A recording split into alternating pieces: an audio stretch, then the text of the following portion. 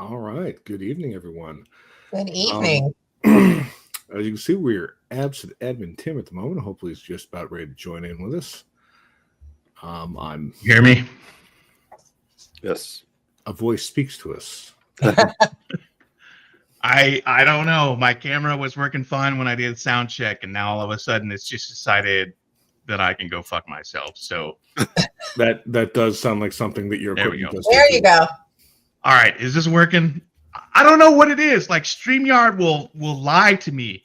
It's like 6:30 Eastern. I log in and I'm like, I could see myself, I can hear myself. Somebody else will get on. I'll be like, hey, can you see me? Can you hear me? And they're like, yeah, you're good to go.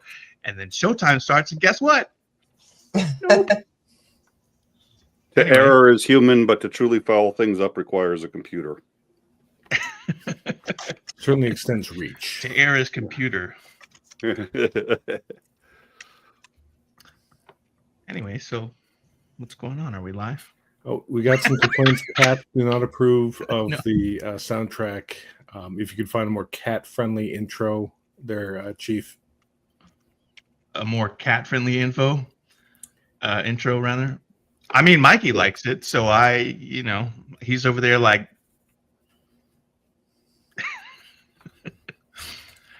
All right. So everybody knows who we are. So let's just skip who we are because it's not really important. What's important is that we have a special guest tonight. And as is my tradition, I'm going to let our special guest introduce themselves because they know better than we do. My name is Nicholas Lamar Soutter. I am the king of Siam. I was the first person ever to land on Mars and successfully return. Listen, if you guys are going to let me, I'm also a writer, so this is just a perfect excuse to just make up shit. My name is Nick Soutter. I am a writer. You can look that up, but that notwithstanding, this is why my wife stopped inviting me to conferences, was because it was all science stuff. So I would just I would Sid Dither's CIA, and they'd be like, "What's the CIA doing here?" I was like, "Oh, it's supposed to say guest. I'm not here." But anyways, so I have a news and commentary program called In Time. We're an educational show. We focus. I personally believe education is the silver bullet. I don't think there are any problems facing us, any problems anywhere that cannot be overcome without education. Education's a difficult thing because what you consider an education might be different than what I consider an education. And so I think dialogue is usually the best way to try to find a way forward. My co-hosts, I have a number of different co-hosts. We have Commander Lance McMillan, who is on In Time and our DownTime show as well. He was the staging. He was the commander for the staging of the Iraq War for the Fifth Fleet out of CENTCOM. We also have 𝐒𝐨𝐻𝐿𝐴. He's a former Navy. He's a libertarian. Commander is sort of on the left. 𝐒𝐨𝐻𝐿𝐴 has been on the right. We've had a number of debates, including on Second Amendment, so on and so forth. And one of the reasons he sticks around, one of the reasons we keep him around, is because he truly listens to other people's ideas and will give you an honest hearing. And we try to give him an honest hearing. And together we try to inform people of what's going on in this country and across the world. So it's In Time, youtube.com/In Time show. And a number of people from In Time are already here. So that's good to see, and that's it. That's what I do when I'm not running Siam. I'm always so in Siam. I'm presuming court has a lot of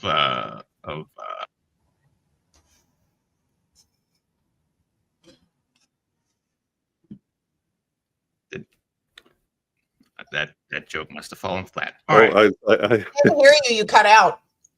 I cut out. Yeah. Let's see. I don't know. I'm at a loss for words. I don't know why my I was late coming in here because my computer was doing the same thing. It's like I had a preview up with my software. Camera preview shows that I'm good, and it says you don't have a camera. So it's just like I can see myself. right. Yeah, backstage, I'm like, I turn off my camera because it's a little thumbnail of me doing whatever it is I'm doing, whether I'm drinking, picking my nose, playing the guitar, I don't know. And so I'm like, let me just shut the little lens cap, boop, and then showtime starts, and it's like, you don't have a camera at all. And I'm like, you are a liar. I'm literally looking at my image, waving at myself. Elon Musk was 16 years old, and he said, what can I do to most fuck with people's lives? Get into technology. That's a great idea. I mean, not wrong. And here we are today. Steal other people's inventions. Yeah, steal exactly. So you have a YouTube channel. Would you call it a podcast, or you just do, like live streams like we do? No, it's not. Well, I haven't called it a podcast. We do live streams. We do pre-recorded shows specifically for. So, Columbus Day has for a very long time, ever since I read 𝐍𝐢𝐜𝐴𝐻𝐿's what is it, People's History of the United States, where he reads Christopher Columbus's journals, and he's just like, oh yeah, we had this funny thing happen yesterday. A guy picked up the sword by the wrong end, and you cut off his fingers. We've been raping and pillaging through here. It's amazing how easy it is to rape the natives. I mean, this was in his journal, and so we'll have educational programs, or so we'll have like half-hour segments called Nick of Time. All our shows, there's a theme, in case you haven't. So where I get like 10 or 15 minutes to talk about. So we'll talk about Martin Luther King Jr., the things that sort of people didn't realize or know about him, and put him in context. We release that every Martin Luther King Jr. Day. Christopher Columbus. For some reason, my BAs are in psychology and philosophy. We ended up getting onto Hume's problem of induction. So yes, we have a philosophy video describing, it's like, okay, you want to know what Hume's problem of induction is and why it's an issue? Here you go, 15 minutes. I'm a high school teacher too, so I'm used to, and that's it. So we have a lot of pre-recorded videos. We interviewed General Ben Hodges, which I don't know if your audience would know who they are, who he is. Or if I should explain who he is, but that's a long explanation. Former number 2 guy at NATO, former number 2 general in the United States. So commander of all U.S. forces Europe, commander of all NATO ground forces worldwide. So yeah, but we do the same. We do a lot of the same thing, I think, that you guys do. So I like history.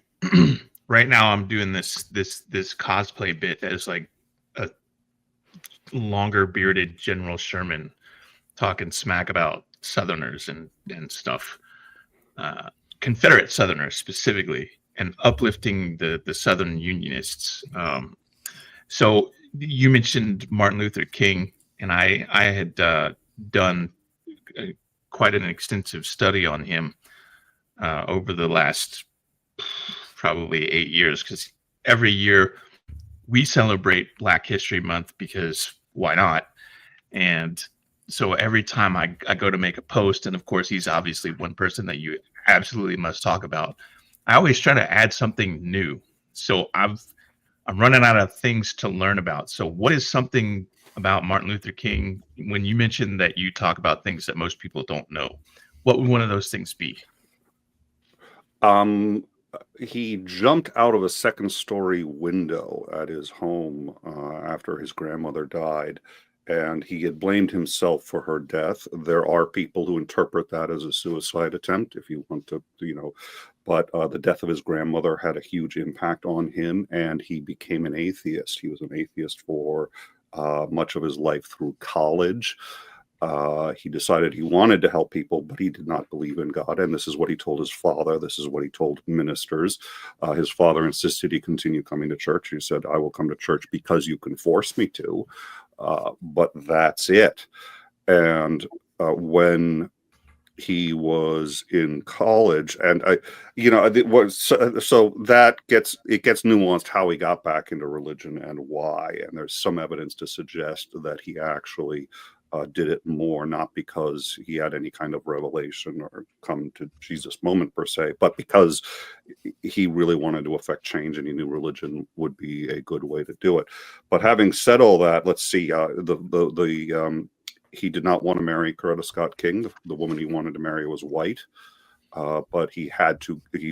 One of his best friends basically said, "You will have to choose. You cannot be married to a white woman and be a Southern Baptist minister anywhere south of the Mason-Dixon line. Can't do it. Can't do it. Can't do it. Can't do it. Pick."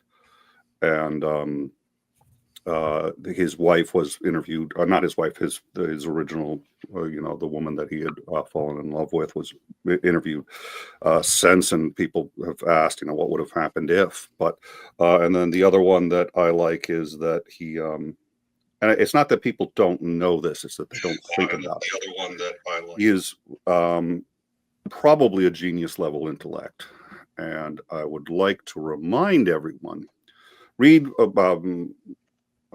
Letter from a Birmingham jail. It's one of the most impressive pieces of literature, American literature, one of the most impressive pieces of literature by mankind. I think it belongs up there, with the canon of that kind of literature. And realize he wrote it with a pencil and paper, no Google, no library, no cell phone, nothing. And he quotes Plato, Aristotle, he quotes, saints, he quotes the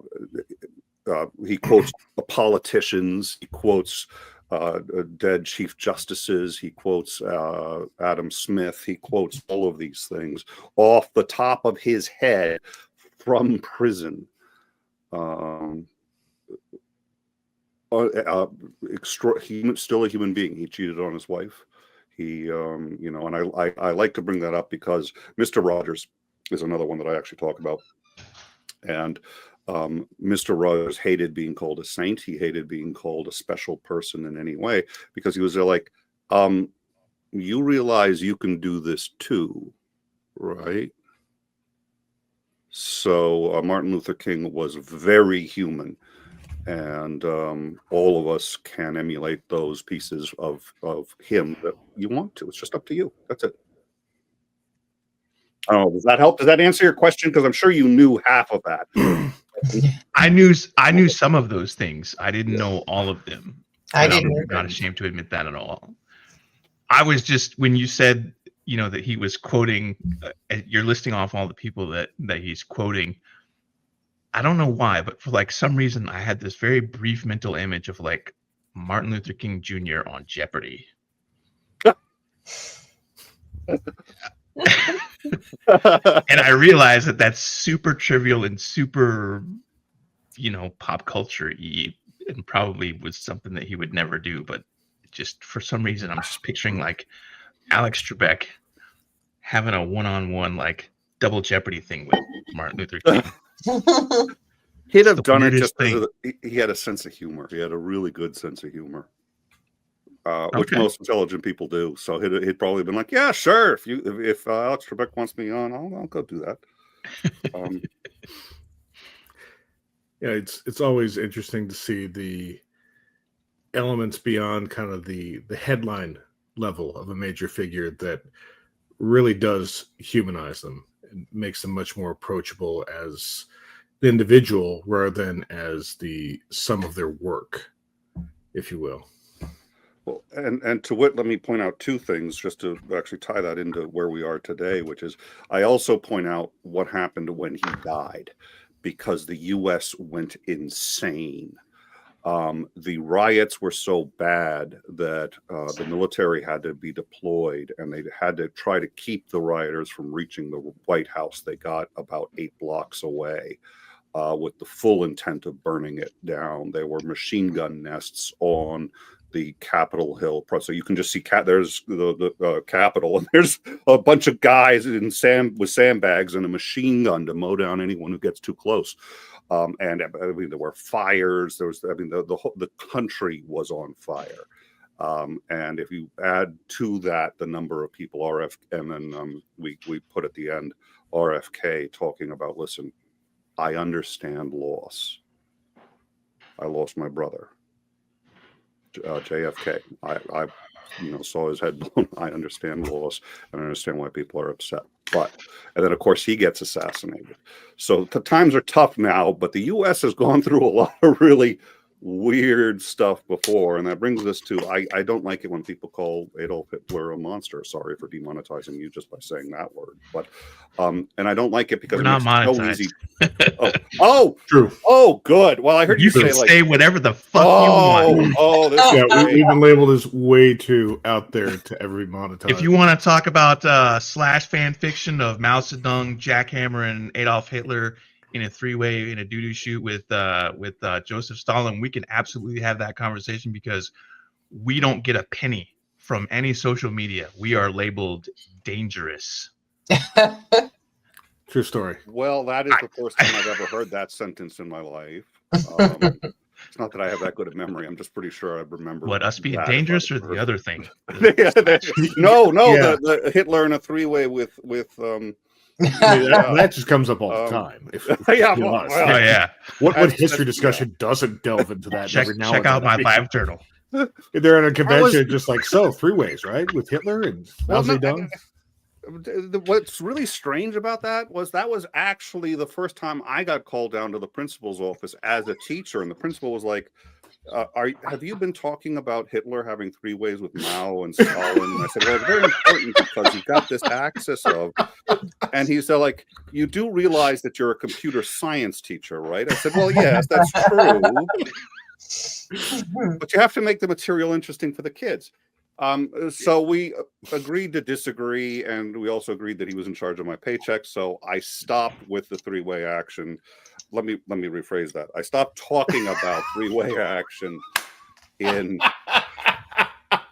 You know, can we just change topics? Am I allowed to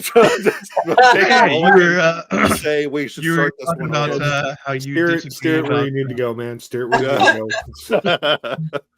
So the Hitler is a monster. I wish he was a monster. I so wish he was a monster, because then we wouldn't have to own the fact that regular people followed him.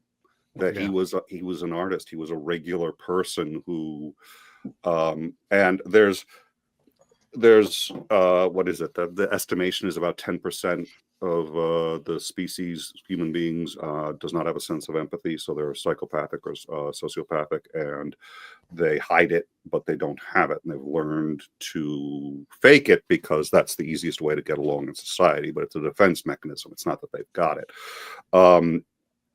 You don't even need that. Now, there's no doubt in my mind that Trump has no empathy, but all that notwithstanding, there are even people with empathy who have done horrific things. It isn't that hard. What you really just need is a justification and a belief, sometimes in a higher power. I mean, let's go to the Crusades. That's one of my complaints about religion in general, is it empowers so much. Pope John Paul II, I think he truly had empathy. You know, I think most popes probably actually do. Maybe they're faking it. I think most bishops are faking it, and they're the ones who elect the pope, so who knows. But having said that, Pope John Paul II, 1992, did one of the more damaging things for the human species. Decided that he wanted to convert the entire continent of Africa, make them all Catholics. The problem with this, number of problems with this, it was widely successful, the single greatest mission in the history of all Catholicism, and is why every 7 seconds a child starves to death in Africa. It's because there's no family parenting. And the bishops in Africa lied. They said condoms actually give you AIDS, and you can justify that kind of thing if you believe in a higher power. That, you know, if you believe God really wants you to protect life so much that you need to bomb a clinic, or you need to do this, or you need to do that. There are people with empathy who can do absolutely horrible things. So Yeah. I don't. The long story short is vigilance and, again, dialogue. That's why and by the way, thank you. I didn't say thank you. Thank you so much for inviting me on. Thank you for Speaking of empathy. and I love coming on these shows and talking about this shit. Obviously, I think it's Pascal who said, "Man does evil. Man never does evil so willingly and cheerfully as he does with religious conviction." And I don't. To your point, I don't remember if that was Pascal, but yeah, that's a great one. Yeah, it's possible I'm wrong. I'm not great with quotes, but I seem to remember that one. You're no Martin Luther King Jr., sir. Well, that is a whole category.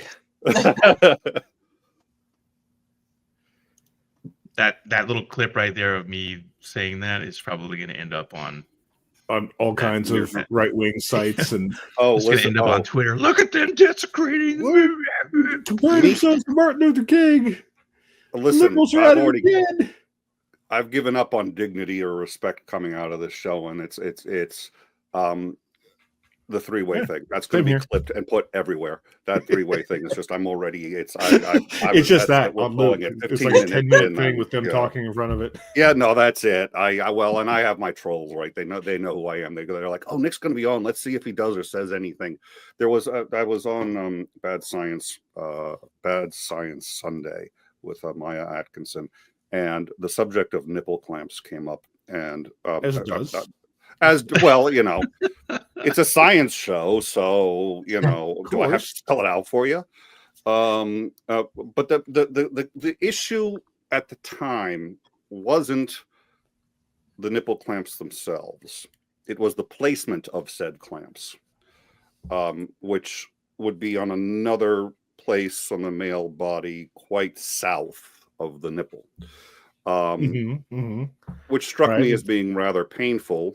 But the general consensus was that in order for me to be making the arguments I was making at the time, I must have had said nipple clamps on at the time.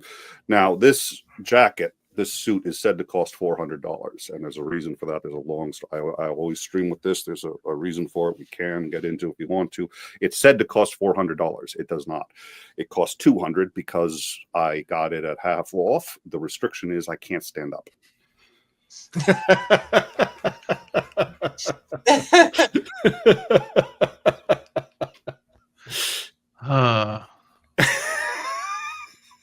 Best guest ever. Oh, well, that is a compliment. Would you like to be an admin on the Sons of the? You do not want me as an admin on the. I'm. Au contraire, mon frère. We have a saying on our show because we've had several producers, but right now we are without a producer, so I am producing. That's fine, but we never start on time. We always have technical issues, and so the motto of our show is that's like in time, not on time. And so if you want things to work, I'd be happy to. If you want things to work, don't offer me a job doing anything technical for your show. If you don't care if it works, I'm your guy. I mean, I don't know if you've noticed, but it doesn't work. It did not escape my notice. I did. There's one or two tip-offs since the show has started. I'm pretty sure it's Mikey, honestly. Just in there fiddling with the wire. He's like, "I'm going to pay attention to me tonight, huh? All right." We blame everything on Mikey. I do, because my setup works, so I can't blame RAM. It's true. We blame everything on Canada, but we have to stop doing that now because Trump is literally blaming everything on Canada. So it's sort of like we can't. We have a bunch of Canadian followers who are like, that shit isn't funny. It's like, you know what, you're right. When we're talking about invading Canada, like for real, just like, yeah, we should stop joking about Canada as the fault of yeah. I feel so bad for them. It was funny with South Park, but that was like 20 years ago. Yeah. Now it's like, and suddenly it became foreign policy somehow. But here we are in the dumbest timeline. Right. That's at least they managed to leverage Trump's stupidity into a election victory for their left-leaning side. That was a shock. Yeah. wasn't one. But It was good. You go back 6 months, there was no way their liberal coalition was pulling off a win. Trump managed to make the Canadian left popular again through just sheer Trumpian stupidity. I just want to know what, and it's idle curiosity, was he actually influenced by the South Park movie, or did he come up with this on his own? He was just like, I saw it on television. These 4 kids, Canada just warped their minds. We have to attack Canada. Because if he sees it on television, that's why Hegseth is the Secretary of Defense. Where he's like, he's on Fox and Friends, so clearly he's qualified to run nationals. They're his friends. They're the Fox and Friends. His daily friends. The ones that he calls it. I love when he's overstayed his welcome. And they're like, we're sure you have to get back to work at things at the White House, sir. Oh, no, I'm doing fine. Thank you. It's like, they're trying to be polite, but they're like, we don't want to talk to this fucker anymore. Sir, please leave. Sir, please leave. It's enough. It's enough. That's one of those things where you discreetly reset your ringtone on your phone, and then it automatically plays the new ringtone, and you're like, oh, hold on 1 second. Mom, gotta go. Grandma died? What? I have to go.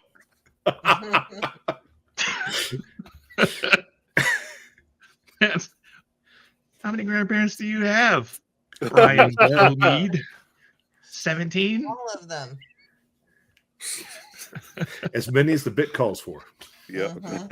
Oh. Well, I listen. Have you ever heard of the multiverse? I have literally an infinite number of grandparents. It's just where my phone can call any of them from anywhere. So it's a quantum level phone, and like when they die on, I feel that guilty that I have to, my grandmother from alternate dimensions. I have to give her a call. What can you do? Phone services through Doctor Strange. Always a good night when we work some Marvel references in, at least here on Earth 616. Yeah, if DC had something as big in pop culture, we could throw that in there too. They're busy screwing that up with whatever their latest take on their own incredibly successful franchises that they will completely botch in a live action film. Just they can't help themselves. No Way Home, the shot at rejuvenating things for them, I think. But the only reason it had that shot was because they decided we clearly can't come up with anything original.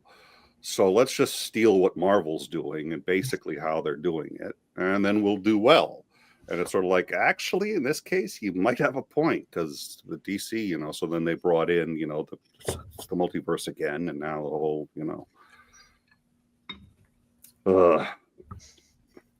it was well done. This was not the conversation that I imagined.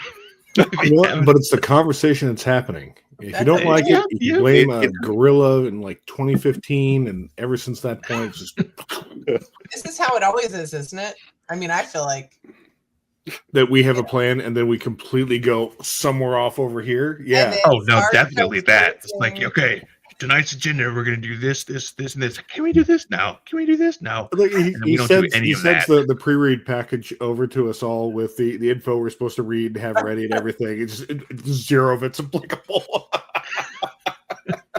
We followed absolutely nothing that we had in mind. Well, it's not the conversation we deserve, but I think it's the conversation we need right now. I think it's a great conversation. Yeah. I'm perfectly happy to sit here and talk comic books the whole time. Just nerd it out. But we've got some pretty pressing issues. Yes, sir. In the nation these days. Yeah. Quite frankly, we keep hearing the words constitutional crisis, but this really is a serious constitutional crisis. It's been the problem is it's been thrown around for decades for so long of what if, maybe, what if, or what if they do this, and then, but now we're actually at a point where we're looking at judge rulings being ignored by the executive branch. The executive branch executing blatantly unconstitutional actions, from warrantless searches to picking people literally off the street, throwing a bag off their head and driving them to the county where they know they've got a planted judge that'll just rule in their favor for everything. And we're seeing that this is really just kind of all going out the window really fast in front of us. And it's kind of like watching a car accident and not being able to really do anything, and feeling that our usual tactics of protest and calling and putting pressure on are not going to work if no one else chooses to wield any power in DC. Congress is just abdicating their authority to the executive branch at this point. And while the judicial branch has been willing to slap them down until there's some kind of enforcement, I mean, it's just pretty words. Yeah. I couldn't agree more. I think you hit the nail on the head. The way I learned a constitutional crisis was where you basically have two mutually exclusive issues with the Constitution that render it incapable of going forward. Would be close with one, actually, if I told you that Trump never had a first term. The president during Trump's first term, in my view, and this is not a joke, was Paul Ryan. The reason is as follows. The Russian interference was easily close enough to change the outcome of the election. We know that because Hillary won the popular vote, and it was only by several thousand votes in particular, several hundred in key districts, several thousand total correct votes that had they gone the other way. We know the Russian interference was sufficient enough to have done this. Obama knew that at the time. So what he should have done is had he can't hand it to Hillary. He cannot give it to Hillary, because even though she won, even though I think by any fair analysis she won, he would be overriding the other party getting it and giving it to Hillary. Ergo, he has to declare it invalid. So there is no presidential election. That means by constitutional succession, the Speaker of the House, which was Paul Ryan at the time, becomes president. I think now, if you subscribe to that, then everything that Trump did in his first term is completely null and void. It also means he could actually run again if he wanted to, but we won't get into that, and we'll try not to pass him that idea. He's going to do it anyway. But so there's, constitutional crisis, right? Does that mean everything that he's done in his first term because he was not actually president? Those are all kind of cute. In my when I was in college, we had a student council. Quorum for that student council was, I think, 50 people. In order to approve new members, you had to have quorum in order to approve new members, and there was an argument. Everyone got upset, and the number of people who quit was below 50. And the 50 wasn't a percentage of how many it was actually set in the actual documents, which means now you've got a constitutional crisis because you can't have quorum to add new members. But so you're in a deadlock position. So I learned of constitutional crisis that way. I think most people think of it as that. That is not what we have here. Nonetheless, we do have a constitutional crisis, and here's why. We have several mutually exclusive interpretations of the Constitution in terms of where power lies, and they are such that they are that if the executive side is not willing to let go, and they have on a few issues, they have more than I expected them to, but I think they're just buying time. The country cannot go forward under the current Constitution. So it is a constitutional crisis. Where does this crisis arise? Exactly the way you laid it out. The executive branch does not recognize the authority of the judicial branch to enforce any of its actions. Strictly speaking, they're probably right. But the founding fathers didn't put that into the Constitution because it's like they didn't define the word "the" either, because they figured you kind of understand what it means. They already laid out that each of these, that they explicitly say in the Constitution what the judicial branch does, and enforcement is entailed in that. And it's the job of the executive to enforce it, whether or not they agree. And then Trump's just like, nope. Okay, so now one of the three branches is effectively useless. They've been having some efficacy. The fact that he arrested a judge in Wisconsin and then had her thrown, and then in his next executive order specifically mentioned his ability to arrest judges, political officials, state senators, governors, anybody he wants to. The executive order he dropped last night was fucking terrifying.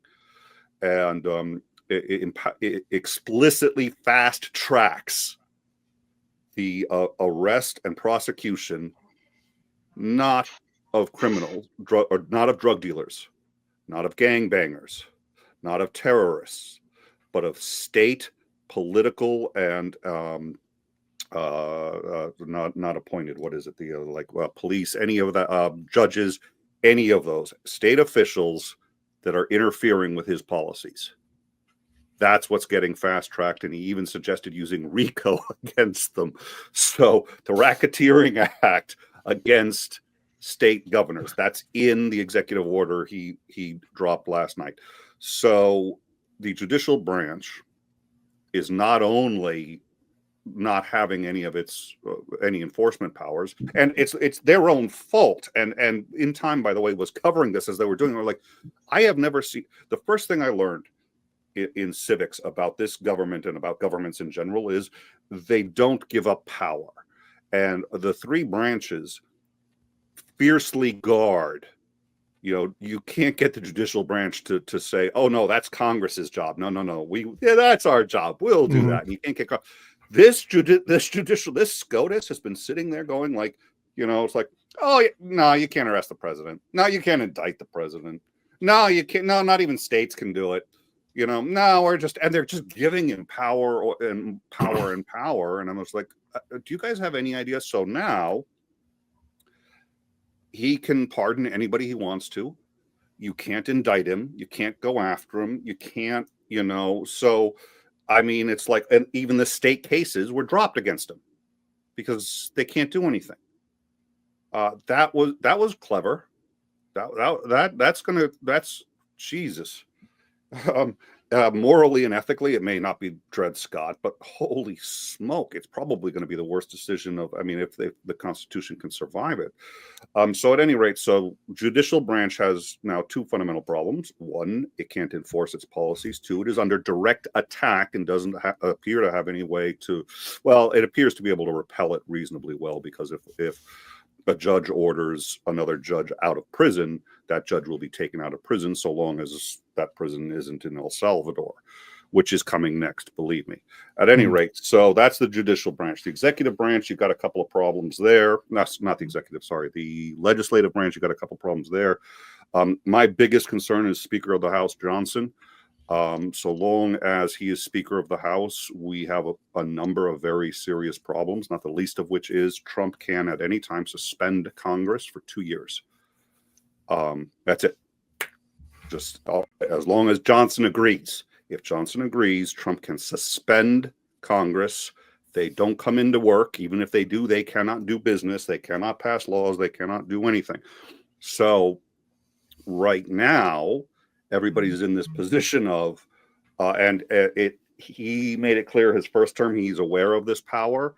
It is in, I think it's Article 2, Section 3, and nobody has ever used it before. It was intended to be used to settle disputes between the two houses and let the president suspend them while they cool off, not to just suspend them for 2 years, but he can do it. And so that notwithstanding, right now they're sitting back and letting him take the power of the purse. So he is line item vetoing any legislation he doesn't like. I don't like the Department of Education. Gone. Doesn't matter that Congress established it and, funded it. So as long as they're willing to do that, they are complicit in what he's doing. And we are going to end up either in a fascist, one of three things is going to happen: a fascist country, a total collapse and civil war, or something wildly unexpected that's going to bail us out of all of this. And that sounds really silly when I say that, but I was teaching high school when 20 years ago, the last time they had a huge, I mean, really big upset over Kashmir. India and Pakistan going at it over Kashmir. Russia was allied with Pakistan. We were allied with India. So if they go at it, it's World War III. And they were fighting, but it was limited to the Kashmir region. And then Pakistan said, we've told all of our commanders that they can deploy tactical nuclear weapons at their leisure. It's just like we've released command and control authority of tactical nuclear weapons to the field. I remember the kids coming into school that day, and it's a little hard to get kids to work under that level of stress, which, by the way, is true. We know the biology of how stress affects your ability to learn. It's one reason why inner city kids' schools do so poorly. The students do so poorly. If you have to worry about being poor, about whether you can eat, and about the gunshots you hear every night, you cannot learn as well as other people. So, all that notwithstanding, getting back to the issue, we're talking about learning, education. Wow, now getting me to talk is easy. It's getting me to shut up that's the hard part. So Congress, dear Lord, I ended up going. It's because it's a learning under stress. Yeah. So the students came in, and we were talking about the release of tactical nuclear weapons, and like if one of those goes off, both the U.S. and Russia have to enter the war. They have to. We're obligated by treaty, and that's how every world war starts. And I said, is this how every world war starts? Yep. But here's the interesting thing. There's a fallacy that I always think about. It's my favorite fallacy in philosophy. It's called affirming the consequent. We do it all the time. We do it like 30, 40 times a day. It's a really common one. I think it's probably the single most common one. Yes, all world wars started that way. But not every situation like that ended in a world war. In fact, situations like that happen all the time. When Iran was lobbing missiles into the green zone in Iraq, they're hitting the U.S. They're hitting U.S. territory. And everyone's like, World War III, World War III. And yet we didn't have it. We got out of it. Now, I couldn't foresee how. I didn't sit there and say, I was just sort of cooler heads prevail. Well, that's not really a plan. So I'm not saying, so, I support people who are protesting. I support people who are doing things, but let's not exclude the third option, which is we don't know how this is going to end. And things like this have happened before and not resulted in a fascist dictatorship, but actually resolved peaceably. I don't know. I couldn't lay odds one way or the other, but it's one of those three endings, and you can't discount something wild is going to end. You had said earlier, oh yeah, the Liberals just won in Canada. Nobody could have predicted that 6 months ago. So we cannot predict where we're going to be in 6 months. We can't. We can say that if things don't change dramatically, then with that caveat, I can tell you where we're going to be in 6 months. It's not good. Yeah. Certainly feels like we're further down the road to oblivion than ever before. Certainly in my lifetime, anyway. There have been other social issues that have caused more damage that was more obvious and more direct. This one, because it's such an attack on the Constitution itself by the executive branch and with so much support, it's unprecedented. And one of the things that we've done, it's either laugh or cry. So on our show, half in jest and half to give people perspective on it, we just say, okay, what year is it? And right now it's about 1935. So, and then those of you who know history sit there and say, oh, okay, I know why he's picking that. So what we're doing is we have correlated, okay, so what's next in Germany? Well, reasonably soon is going to be changing the oath, the Pledge of Allegiance, from allegiance to the state and to the office of the chancellor to the chancellor himself, Adolf Hitler. So we're like, okay, so we're going to see in the next, we think, month. It's already happened that somebody suggested the Pledge of Allegiance should be to Trump, not to the flag. So we're like, okay, when that starts to become serious, we're now moving to the later half of 1935. So based on legislation, based on what is happening, we are saying, where would we be if this was the Third Reich? Are you anticipating a and I know a number of people speculate on this, the quintessential Reichstag fire moment, that some kind of attack happens. It's over the top of false flag, but it's all the state needs to impose serious crackdown on all the perceived enemies to round it up in the name of security. It's always in the name of security. You couldn't write this. The beer hall push actually already happened, of course. Yeah. That was January 6th. So it's like, oh my, I mean, Hitler was thrown in jail for trying to overthrow the government once. It's just like, okay, yes, I'm anticipating that, and we're also anticipating a Night of the Long Knives. That Musk is out right now. He was always going to be out. I think he's out sooner than they anticipated. But I think my suspicion is, especially at the Heritage Foundation, reasonably soon. So there was no distinction in the military between those who had joined Hitler before he became chancellor and who had really helped him, and those who hadn't, except for the chevrons. That's where the chevrons came in. And the chevrons indicated a loyalty to the party beyond well, it's popular and succeeding, so I'm joining the side that's winning. It was so those would be the chevrons in this situation will be the Marjorie Taylor Greens, all those others. Those will help in some. So they're going to need either a real event or a false flag. They're probably hoping that there's a real event and going to wait for that. They haven't amassed enough power where that's going to work. And Trump's poll numbers have caught everybody off guard. I'm surprised by his poll numbers, mostly because while I'm aware of what's happening to the economy, it's nowhere near where we're going to be. I mean, we've okay. Let's say at this exact moment, sun blows up. What happens? About 7 seconds later, it gets really dark. 7 minutes. 7 minutes. Excuse me. It's seven minutes. 7 minutes is the sun is 7 light minutes away. There's no way for us to know that the sun has gone out or exploded. It can't be done. If you've got a radio antenna there, it would still take that antenna those 7 minutes to send the signal back to Earth. So if the sun exploded, we'd still be orbiting. The gravity takes 7 minutes to get here. So you can have an event that has happened, and yet the consequences haven't been felt. They are completely inevitable. They're coming. And so I try to use that metaphor to explain like the tariffs. Like even if Trump said, I want Kamala to handle this, fired his entire cabinet, bailed, Kamala Harris came in, and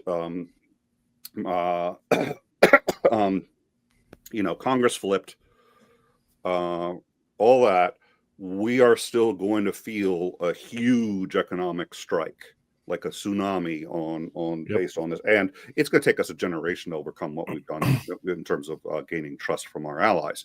So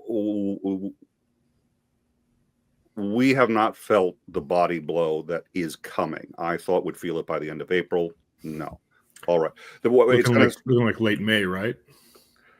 Right now. The thing is, really, when is Social Security going to start failing? It has to, because they didn't really have enough people as it was, and now they've got fewer, and now all their systems have been tampered with, and a number of names have been deleted, and the files are, when Social Security starts failing, the other thing is, of course, most of the people on Social Security spend that money right away. Yeah. Basically everybody. They're not saving it. So not only are you affecting them and them going out into the streets and not being able to pay medical bills and all of this other stuff, but you're also affecting the businesses that rely on them. That money actually circulates back. Social Security is almost really an investment in our country, which people aren't really recognizing, but Mhm. or Social Security and disability. So it's a double blow when that starts to fail. I expected that to be failing sooner than it has, but there's no way it can continue as is. So we'll see what happens. Trump is going to have to do something about his numbers. He absolutely has to do something about his numbers. But what that suggests to me is somehow the effects of that body blow, of the sun blowing up, is actually being felt by his supporters more than I can perceive that it is, because he is losing core support. So how and where, I don't know. I have a couple ideas. One of the big ideas is, if you take a look at who's dependent on Social Security, there's a larger percentage dependent on government subsidies in red states than in blue states. It's true. So even if you're a MAGA supporter, first of all, and this isn't meant as this isn't even meant as a dig at them. You probably have some maturity issues. The guy with the thing and when they're going through and the yelling and the screaming, the reality is there's a lot of this tribalistic, very animalistic, so there's maturity issues there. There are plenty of people further to the right of them that are mature and scary. MAGA is this kind of really immature, yada, yada, yada. When they get a call, both metaphorically and in reality, from their mother, who's in a nursing home, who says, I'm told now I can't talk with Social Security unless I get on X. And I opened up my flip phone and I couldn't find the X button. How do I get on X so I can do Social Security? And they can ignore that for a short period of time, but when it's their mothers, when it's their family, so I've been anticipating some kind of blowback, but that's happening faster than I anticipated as well. And that's what I mean too. Is you don't know. There's so many factors. I can sit here. I'll rattle off. We'll have conversations like this, and we're like, "Oh, Nick has such a command of this." There are people who have a greater command of this than I do, and they're like, "I don't know." And there are people who have no command of this. They say, "Nick, you know all of this." I was like, "Oh, I can make it look like I know a shit ton about this, but the amount that we don't know, the amount that's going on at the Heritage Foundation." You want to know what I want to know? I want to know how much Russian money is going into the Heritage Foundation. I don't know what that answer is. Yeah, I don't know the answer to that. I have a guess, and I have a number of reasons for the guess. It's not just because of Trump and all of these other things. I also know that Trump got $21 billion that bailed him out when he was in his eighth bankruptcy. Now, no bank would touch him because he was filing Chapter 11, which means he was discharging all the debts. So no bank would touch him. Then all of a sudden, Deutsche Bank would do it so long as there was a co-signer. Co-signer was Vladimir Putin, not in name. It was the Bank of Moscow. Mm-hmm. But it was the Bank of Moscow. He still owes that money. In fact, that money was essentially laundered. So, I don't think there's any expectation he needs to pay it back unless he starts getting uppity. At any rate, I'd like to know. Yeah, I've got questions. Anyways. I had a conversation with a MAGA supporter today where I was, trying to keep level, whatnot, and she kept going on about how, well, the increase in prices and less stuff on the shelf is good because it'll force us all to save money. People won't buy things they don't need then. This is really, some imposed, maturity by the president on the American people, so they won't buy all those things they don't need. You mean like food, Becky? Do you mean that? Because that's the thing we're not going to be able to buy. This is how delusional they are. It really are. And she was being as honest and straightforward as serious. she possibly could. She absolutely believed all this, and that this was the strongest economy America has ever had, and that everything was going as good as it could if the damn liberals would just let him do his thing. It's just like, What are we doing to stop him? I mean, that is my question. honestly, Good point. honestly, Is it apparently the Tesla protests are the one thing holding back the U.S. Oh, economy. sure. Oh, sure. That was Yeah. it. That was the That was it. because We went Tesla too stock far. was going down. That was what really tanked the stock market. Well, it was painting the dick on the side of the. That Tesla. was that. There was Back to really ancient times. Trump was okay until, and that's his kryptonite, right? It I is. mean, Trump It is. has the best guys. He knows all the words, the best words, the biggest words. But paint a dick on the side of a Tesla truck, and poof, his numbers tank. I mean Those that liberals. goes back to ancient Rome. You know, painting the dicks in Pompeii. That's what brought the city I down. was gonna say The that. liberals tell you it's a volcano, but it was the dicks. It So was it was the the painted It's on dicks. the bathroom wall. Will do strike again. Which apparently is a real thing. So, you know, okay. This is the best evening that we've had on the show in forever. Oh, and I realize that there are wow. probably some other people watching that were on the show previously. And I don't mean to dismiss your time on our show, but you did not have Hitler, Mao, Stalin three ways and drawing dicks on shit. Greg Obviously, Terry that is the here. formula for success. And I don't know how you guys found out about our show, but I think it's because Greg Terry was here, and then I was in the live chat Yes. and I was saying hi and everybody. So It was. it's so Yeah. Greg Terry was a guest here. So you are talking, in fact, about him. And I've got to tell you, that's been my experience too, which is he's a very mediocre guest. I don't. We've had him on a number of times. I've been on his show. I've got to say, you know, it's like I get on his show and I'm just sort of like, you know, when is this thing going to be over? It's like, oh, Putin's bad. Yeah. Okay. Oh, you almost got hit by a shaheed. Well, did you? No. So why is it But keep did you coming out? die? Yeah. Oh, you're delivering humanitarian aid. Yeah. Well, did you know that my neighbor was yelling because she was short a roll of toilet paper, and I had the two squares. Perry.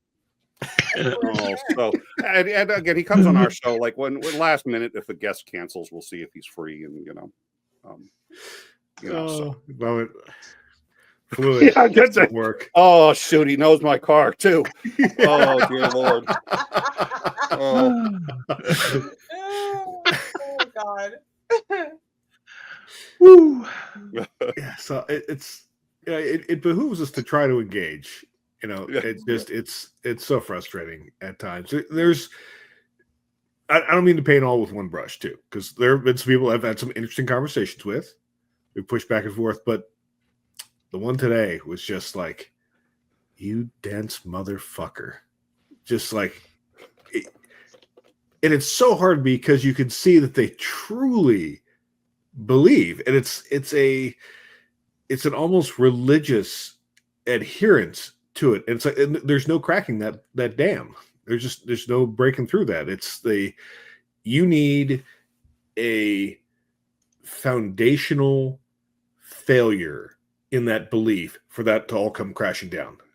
There's nothing else that's going to get through to them. And unless their whole worldview basically falls apart, which is an awful thing to have happen to someone, but unless that all comes apart and they realize they've been had, they're never going to break from it. It's on its way, though, isn't it? Don't you think?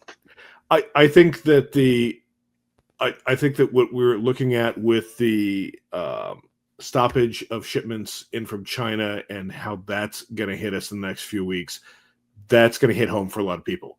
When you just can't buy some things. Like, you won't be able to buy certain things for your kids. You won't be able to buy stuff for you. There's going to be shelves that are empty. And I don't really foresee anything that anyone can do at this point to alleviate that, because the supply chain around the world is so massive and so relatively slow versus our need for instant gratification on shit, that it's going to hit like a wall, a tsunami coming at us here. And we can already see that the ships are not out there. Even if they changed everything right now, today, you would still have weeks for ships to get loaded up in China or wherever and make their way to the United States. Those ships are not coming. There is nothing in the pipeline. And we're at the tail end of what we have on hand. So it's shit's about to get real. Well, and the other thing is, of course, too, which is everybody who's involved in the production at every level is now terrified. They don't want to reinvest, so they're trying to figure out, how do I survive in this? And it's not going to be investing in a industry that Trump may wipe out. So is everybody going to start leaving these industries? No, but you're going to start seeing at the margins. You're going to start seeing people just like, if they were thinking of getting out, they're out now because it's getting too hard. It's going to get very, very lean for everybody along that entire chain.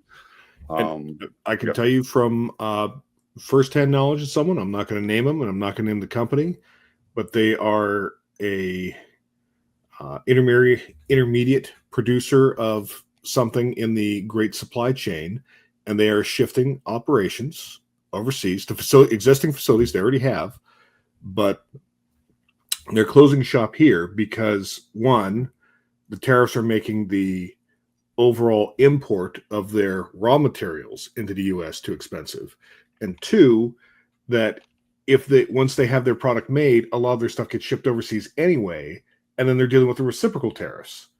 So in order to cut all that out, they move their production into, say, Brazil or Germany. They're not paying that tariff for the raw materials. They're not paying any kind of reciprocal tariff to bring their stuff into the manufacturing centers that actually use their product.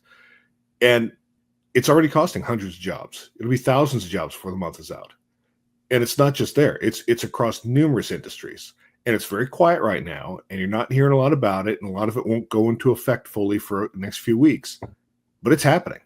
And it's not going to come back afterwards. This isn't going to be reversed. They're going to realize they can make more money by having cheaper outsourced labor.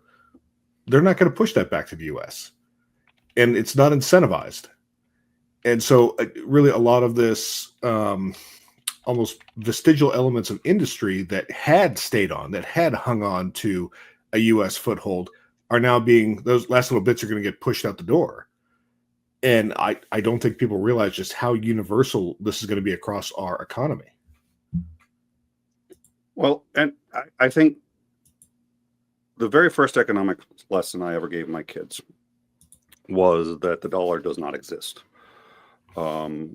There are a lot of things that may or may not exist, but it's useful to assume that they do. If you're into philosophy, as I am, does free will exist? I don't think it does. I think it's what's called determinism. I think, all of our actions are determined by things. There's no other agent. But it's useful to assume it does. And it allows us to do all sorts of things and have prisons and all this other stuff.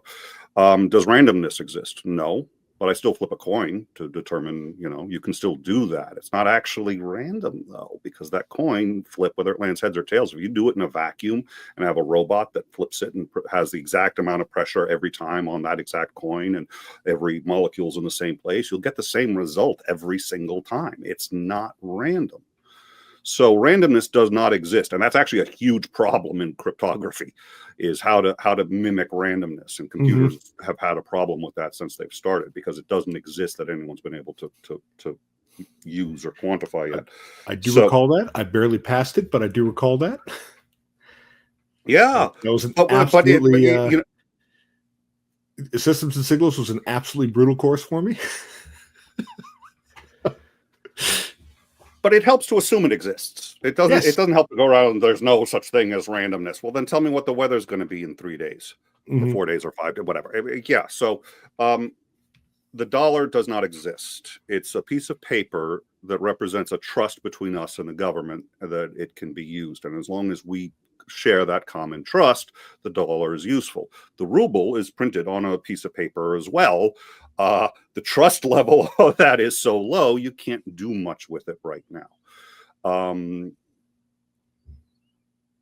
Trade, businesses, all of that relies on trust. The entire economy relies on trust, and that you are getting what you. If a buddy of yours, a friend of yours, says, "Can you loan me $50? I'll pay you back," and you're going to do it because you trust them. They've established that trust. But if they don't pay you back, the next time you may hesitate. Well, some of my buddies. Some of my buddies. There's a few, maybe not so much. If there's a business that keeps giving you products that aren't as advertised as you thought they were, and they knew that you knew what you thought it was, you're not going to go back. The U.S. and our trust is its own commodity. It's its own thing that has value, and we have been squandering decades of that trust.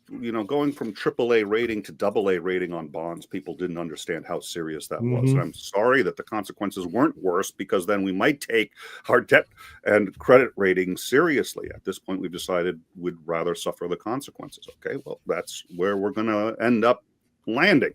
Again, education. I think understanding a little bit more about how and why this is important would help us make better decisions. We've gotten almost too comfortable. But if the debt rating falls anymore, if we move off the reserve currency, if China decides to call in all its debt, we are going to be facing so many problems. And the trust that we have built up over 2 centuries is, I was going to say gone. It feels like it's gone. It's not gone, but it is damaged to a level that, again, generations to fix, because it takes generations to build the kind of trust that I'm talking about. And we're going to kind of trust that had the U.S. dollar and economy as the milestone for the rest of the world economy, that had the U.S. dollar as the reserve currency, something that rival powers like Russia and China have salivated over the idea of ruining, and Trump is just delivering it to them on a silver platter. They're getting everything they could have wanted in that regard, at least economically. Yep. And that's a little hard. The idea that Brinks could have been I got concerned about, can you guys still hear me? I can hear you. Oh, okay, perfect. The idea that something like Brinks was going to happen. Two Arab countries about 2 years ago said that they would no longer take the U.S. dollar for oil. I was just like, okay, nobody's that stupid. So either there's something symbolic about that, or it's a precursor to a move of trying to get all of them to do that, because just 2 OPEC countries doing that is really a bad idea for those 2 countries. All of them doing that. And so now, if there really is a plan to do that, which it turns out there was, why they telegraph it by 2 going early? But it could have just been a test balloon just to see what happens if the U.S. retaliates. We did do that. We retaliated the last time they did that against British Petroleum.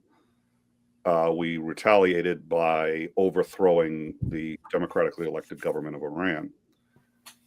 So we have had bad reactions to stuff like that before, but at any rate,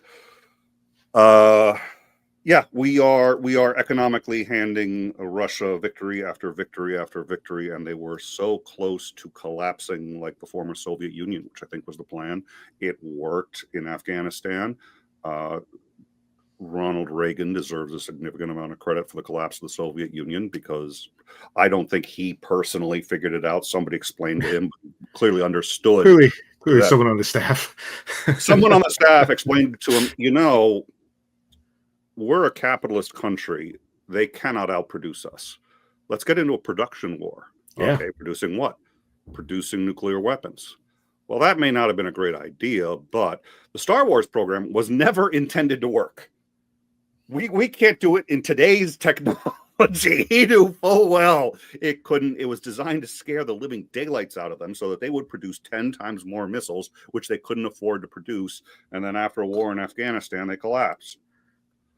It worked. Not to mention tanks, ships, and all kinds of things they couldn't possibly afford the infrastructure for to maintain. Now, there's a flip side to that, which is China is a dictatorship. try not to get into trade wars with dictatorships, and here's why. Our economy moves like the Titanic. You see an iceberg and you're like, okay, we're going to turn, but we're still probably going to hit the thing.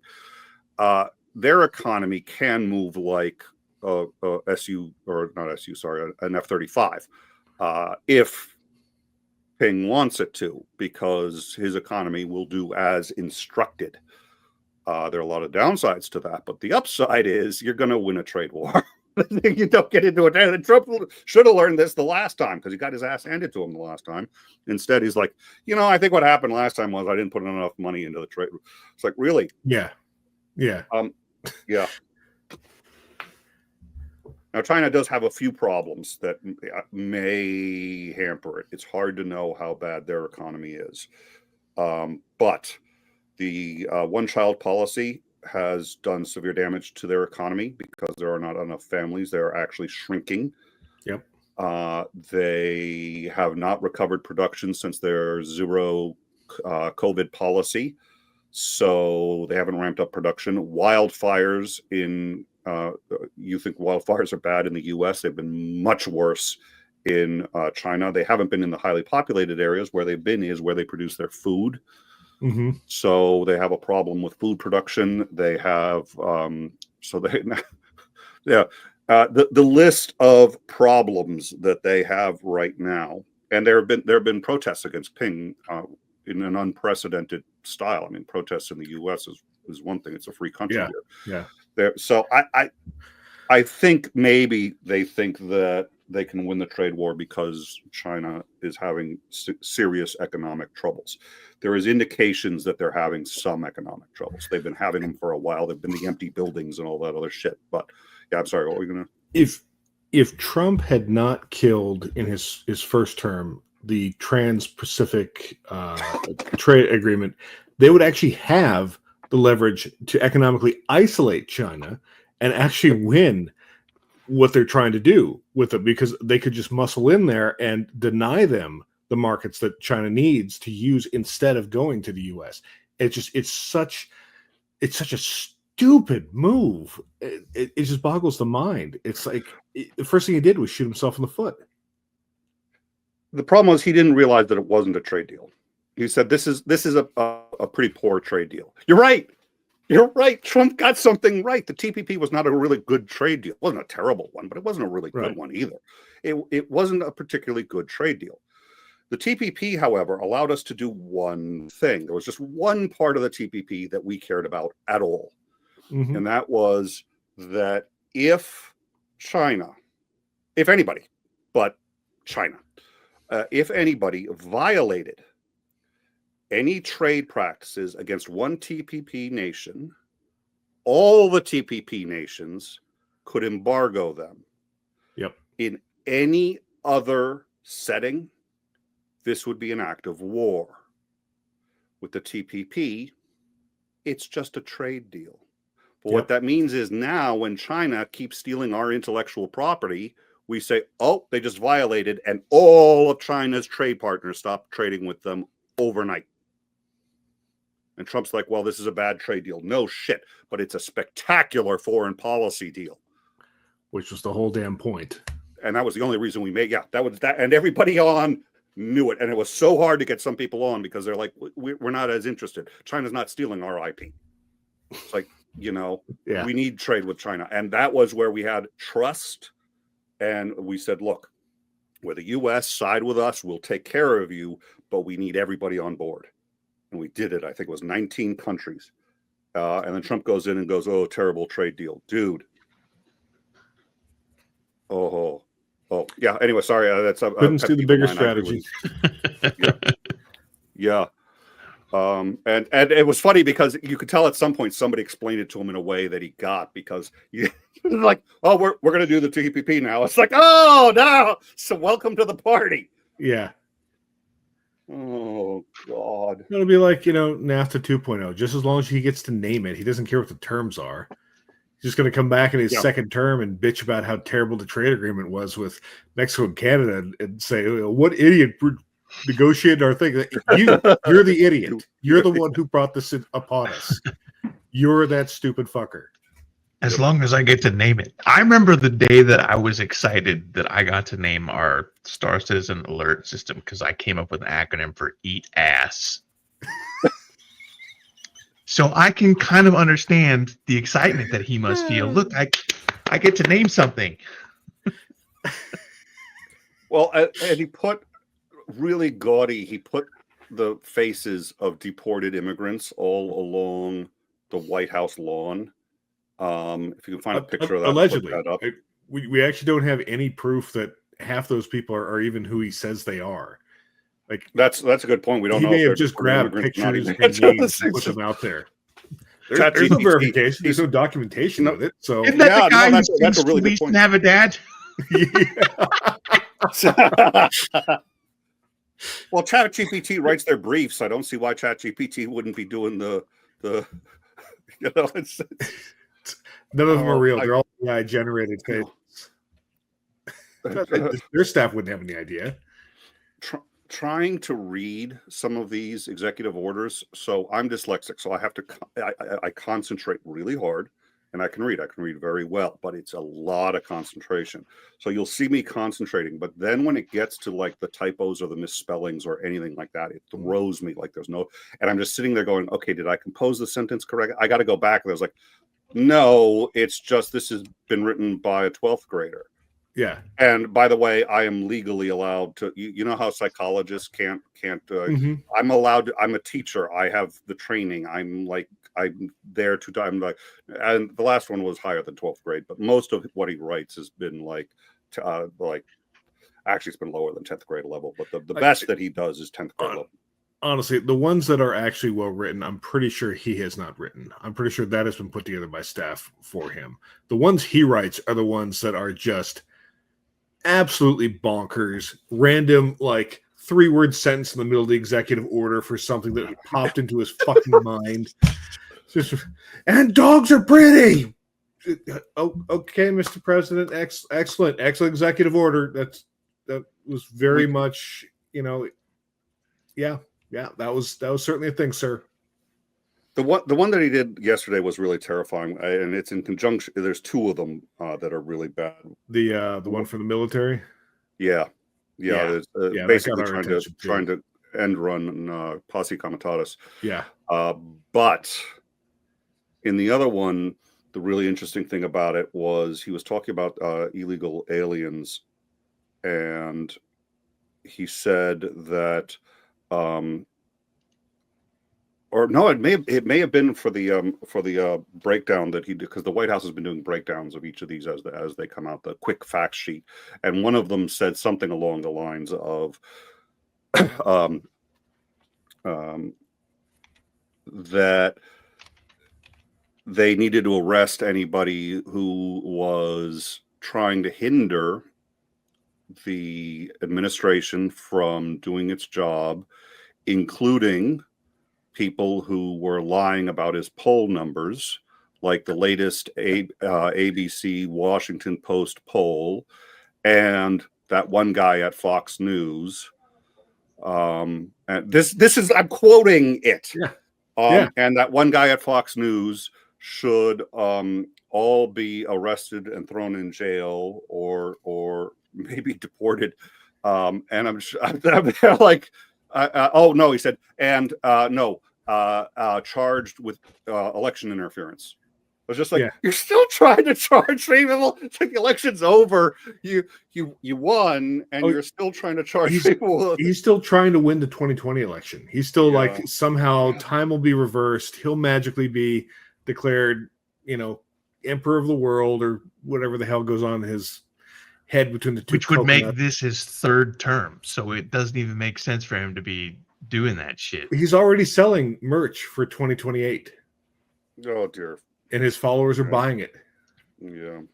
Which is going to be interesting because it's all made in China and none of it's getting shipped over here. So they're going to have to wait a long ass time before any of that shit gets here. Like us and the flags that are made in the USA. Goddamn flags. I didn't even get a chance to order one. Twice a day, I send emails and I'm like, what's the status? What's the status? Anyway, sorry, we were talking about red hats or something. Yeah, yeah. Oh yeah, that It's was insane. that. What rock band was that? It was the Dropkick Murphys. Oh, yeah. That great. Yeah, there was a MAGA guy in the group who goes, okay, wait. The audience was starting to, and it's a good thing he did something about it too. I've got my own story about that with Meatloaf, but because Meatloaf's drummer came to Boston and was almost murdered. Meatloaf saved his life. Long story. And it was literally at the Wang Center. I did not make that up. It was the Wang Center. I knew you gentlemen would appreciate it. So the Dropkick Murphys, there was a MAGA guy there, and it started a hustle, and the guy stopped the concert. I said, hey, listen, just man to man here. I don't want to cause trouble. I don't want to have you be in any trouble. What's your name? It was, okay. So what do you like about Trump? He goes, well, he's for the United States. He goes, he's for the United States. So are we. Said, we are for the United States. Everything that we have, said, we bought here in the United States. He goes, here's a shirt. Picks up a Dropkick Murphys shirt. It says, made in the U.S. Because that's what it says right here on this shirt. Goes, now here's the deal we're going to make. You take off your hat and look and see who made it. And if it was made in the U.S., I'll wear that hat. If it wasn't made in the U.S., you give me that hat. I'm gonna burn it, and you're gonna wear my shirt. And they go, look, it's made in China. Swap the shirt and the hat right then and there. So you can find the footage. It's spectacular. It's online. It was really well done. I'm also thinking of the footage where they had a neo-Nazi jump up on stage and was given the Nazi salute, and you can imagine exactly how well that went. I think we shared the clip at one point some months back. It's Dropkick Murphys. Yeah. Just some background. Those guys, they grew up in the 80s and the early 90s, and there were neo-Nazi skinheads in Boston. So they frequently, the punks and the skins got into it. And I guarantee you those dudes have seen some shit outside of their shows. So I know exactly how that went. Yeah. Yeah. But if you can find the clip, if it has been taken down from YouTube, someone always puts it back up somewhere else. It's out there. So the executive order that he issued last night, and they just keep getting worse, and it's really terrifying. The executive order that he issued last night, strengthening and unleashing America's law enforcement to pursue criminals and protect innocent citizens. Again, my father was a lawyer, and when I got my degree in philosophy, I had two concentrations. It was law and religion, and one of the problems is what do words mean, and we have a very hard time with that because every word means something different to everybody. If I say table, everybody who's listening just thought of something, and there are probably a number of things in common. Probably like maybe 4 legs. It's going to be flat on top. It's probably going to be an average height. It's going to be different colors for different people, different materials. Some people had 20 legs, and it's this big long thing. Somebody probably thought of the table when they were in kindergarten, that they just had those made out of the play school thing. So everybody thought of something different, and that's a simple concrete. So that's a simple concrete thing is a table. So when we start talking about aggressive, when we start talking about what's aggressive enforcement of the law, what does that mean? I mean, so the crime rate in the U.S. is, compared to where it was at the 80s, still at basically an all-time low. It goes up and down from year to year. There's fluctuations, but it's 1/10 of what it was in the 80s. So he's like, we're in this huge crime wave. And he has to say that because that's how he gets people to vote for him. If people didn't believe that, and I'm glad to some extent that people can, because it's our ability to not be complacent. It's our ability to say, I want better for my children than I had. That makes us say, how do we get the crime rate even lower? It's still too high, but it is a tenth of what it was in the 1980s. That was 40 years ago. Look at it's not. It's gone. It's been going down. We've been doing a good job. We don't need to sell out the entire country over this fear stuff. But he has said, well, the only way that we can stop crime is to do what other countries do and aggressively go after people who break the law. Well, is that what the Brits do? Most of their officers don't have guns, if I recall. Canadians, most of their officers don't carry guns. Norway, just about everybody has a gun, and nobody, the police there aren't armed. These are all we have the most heavily armed, already militarized police force in the Western world. The problem can't be either. The problem is that Americans are inherently more criminal, homicidal, sociopathic than everybody in the rest of the world, or it's something other than we don't have a strong enough police force. It's it's one of those. So, anyways, now he's talking about there's so much wrong with this. First is saying that they want to hold, this is actually number 5, but hold state and local officials accountable. The Attorney General shall pursue all legal remedies and enforcement measures to enforce the rights of Americans impacted by crime, and shall prioritize prosecution of any applicable federal violations of criminal law with respect to state and local jurisdiction. So now, like the judge this is completely in response to the Wisconsin judge. So what he's saying is he is directing the Attorney General to aggressively go after at the state level anybody who works for the state who is getting in his way. Then, in order to assist, he has empowered them by, let's see, where'd it go? He's empowered state and local law officials by, let's see, getting rid of the agreements. We'll get to that in a second. Where's the other one? Okay, he wants to create a Homeland Security task force that will be presumably empowered to go into states and act and do what, I don't know, but we saw him kidnapping people in the mommy vans, just going up and kidnapping people off the streets of Portland. So I would assume it's that. But he's also authorized the use of military assets to be given, surplus military assets to be given to police precincts as the Attorney General sees needed.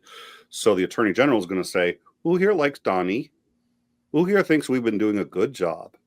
Who thinks Donnie's a good boy? And those people are going to see military equipment flowing into their police. The states like Massachusetts, which he actually called out specifically as being a sanctuary state, are not going to see that going into their police. Within 90 days of this order, the Secretary of Defense, in coordination with the Attorney General, shall determine how military and national security assets. Okay, so that's the FBI and that's the NSA. Training, non-lethal capabilities, and personnel. Does that mean troops? It's not supposed to. Can most effectively be utilized to prevent crime. So what he is saying right there is the Attorney General is now empowered to deploy assets, and we certainly consider troops to be a military asset. Yep. To local and state jurisdictions to assist state law enforcement as they see fit. And he makes sure to bring up the supremacy clause of the Constitution, which is when there's a disagreement as to when a state and a federal law collide, it's the federal law that wins each and every time. That's the supremacy clause of the Constitution. That came up when cannabis was being legalized by states, but was still illegal at the federal level. In this case, he's bringing it up because he doesn't want any uppity states to sit there and say, no, we don't want to use a militarized police force to start terrorizing our citizens. He's going to say, well, you have to because I'm telling you to, and supremacy lets me do that. Yay, that was last night. Yeah. I mean, not that he's been a big fan of listening to the Constitution to begin with, and DHS, even from his first term, is really turned over to such a group of thugs that they're really thrilled with kicking in people's doors and being able to go wherever they want, take whoever they want, grab them. Or the story that came out today of them kicking the wrong door and deciding to confiscate all of the laptops, cell phones, and all the money they could find in the house. I just took it. Not even the person that they're supposed to be there for. They just basically robbed a house with 20 guys at gunpoint, robbed 3 women. And they have there's no course to go to get their money back or any of their belongings. And the state is basically, sorry, not the state, DHS basically said, tough shit. It's ours now. So there was a question asked about posse comitatus. Well, that's what makes this interesting. And this is the boiled frog syndrome, which of course isn't true. But again, speaking of things that aren't true, but we act as if they are. Boiled frog syndrome. So, you stick a frog in a pot of water, you keep up raising the temperature, and the frog doesn't notice as long as it's done incrementally and slow until eventually you boil the frog alive. Nothing in there explicitly violates posse comitatus because he does not say that he's deploying troops. But he absolutely left the option open and said they should assess what we should deploy, including personnel. And that's why I asked, does personnel mean troops? That's why I was talking about language earlier, because personnel is a cute choice of words. This was phrased very explicitly to avoid violating posse comitatus while permitting him, at least in the text, to violate posse comitatus, so that if and when he violates it, then he can say, oh, nobody argued when we brought that up. Well, that's because it doesn't explicitly violate it. So, and he's done that incrementally with everything that's gotten him to where he is today. And he basically left it as a gray area and then punted it over to DOJ to actually implement it, so that later on, he said, oh, I had no idea they were going to send tanks into that elementary school. Just because I wrote the blank check and told them to go do it and said crush as many people as you could. I mean, I don't even know how you guys get this stuff. Send tanks into that school. And that's why I think they got rid of Elon because of the poll numbers and because he was starting to piss off a number of people. But Elon was one of the few people. Trump will throw anybody under the bus. We already know that. He will throw anybody under the bus.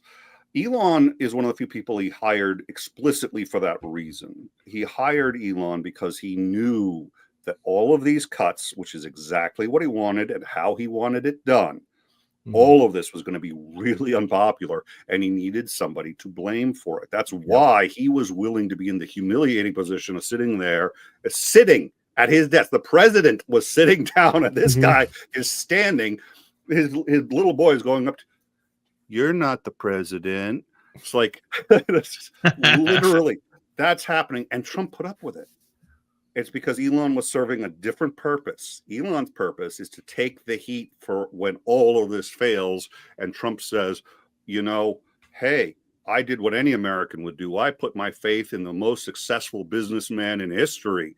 Who would have thought that he would do this? That's it. And they kicked him out early before implementing that. They can still implement it. It's just not as effective. It's more effective if they fire him. But when Social Security starts failing, they'll say, "Well, this is the real reason we got rid of Musk. We tried to let him leave with dignity and say that he was getting back to his projects, but really, it's there you go. Musk is in for a world of hurt." Yeah, well, I think all of us are with what's been cut and what's going to end up happening. Not being able to predict future storms, hurricanes, not being able to regulate the safety of food, not being able to even warn people when there's an E. coli outbreak. They wouldn't even tell us what brand of lettuce it was that killed those folks. Yeah, it was the Food and Drug Administration that caught that China was putting cadmium into products that they were, selling and that was not that long ago. That was, when I say not that long, I mean, it was 10, 15 years ago. Something like that. Yeah. Sounds right. Yeah. And the reason I say not that long ago, you'd say that's a long time. We've known cadmium is a big no-no. I mean, that's huge. That's a serious, I think it's a heavy metal. And it is. Yeah. Okay. So it's a heavy metal, with all of which are no-nos. And, they've been poisoning people, not deliberately, but they didn't give a shit. They've been poisoning people for, decades on this stuff. They knew, and it was the Food and Drug Administration that found it. Late. They've been doing it for a while, but hey, the Food and Drug Administration has been underfunded because, well, you don't really need food, as you said. I mean, look, the rich people who are going to be the beneficiaries of all these cuts aren't dependent on the same food supply that basically the rest of us are. So it doesn't matter to them if you're eating lead. Doesn't matter to them if, your milk's laced with fentanyl or some other dumb thing that's going to end up killing you and your kids. Doesn't matter because you don't matter to them. Your death doesn't matter to them. They can replace you just with another cog in the machine. In fact, they'd like it if there was a few less of you. No, well, they'd probably want more of you, but that they like the idea of you being lead poisoned because that makes you more complacent in your addle-minded until the paranoia kicks off and you go start killing people, but you'll be killing people in your area. So, right, they don't have to worry about things down in the work. They don't have to. Yeah. Yep. So that was an interesting drop last night, and it's a great time to be a news show. I would rather it not be. People always you ask or Jon Stewart would always talk about when Obama won the election, and Jon Stewart said on an interview, said, "Well, people keep coming up. Aren't you disappointed that Obama won? You'd have so much more material to work with if it was McCain." He goes, "No, not really." It's like, I mean, is Obama maybe, going to do more politics one way or another? Yeah, sure. But the system is still absurd. He's still going to be participate in the absurdity, and there's still going to be, he's like, so I'd rather the candidate who's going to fix things. And my show will be fine either way. And so I'm sitting there going like, it's our show. We've been, ramping up the number of shows we do because the shit's changing at a very rapid pace. It's good for the show. It's not, I'd rather people didn't have to watch that. I'd rather not have to tell people like, okay, this just happened. Welcome to my life. Just waking up every morning going, what fucking thing will it be today? Right. What fresh hell is this going to be today? Yep. I would much rather be in a position where it's like, I got nothing, so here's 10 minutes of me playing the guitar. or Mikey, the fans demand Mikey. Yeah, or that, like, this is my cat. This is my cat laying in the window. This is my cat laying on my face. Mm-hmm. Yes, 𝐍𝐢𝐜𝐴𝐚. If we could only live in less than 15 times. My co-host signed off for years. May you live in interesting times. And I'm like, okay, I am banning that sign off. And we finally, so about 3 months ago, we banned it. We're like, no more. And at first he was giving me a hard time. He was like, you know what? You were right to ban it. I was just like, yes, I was.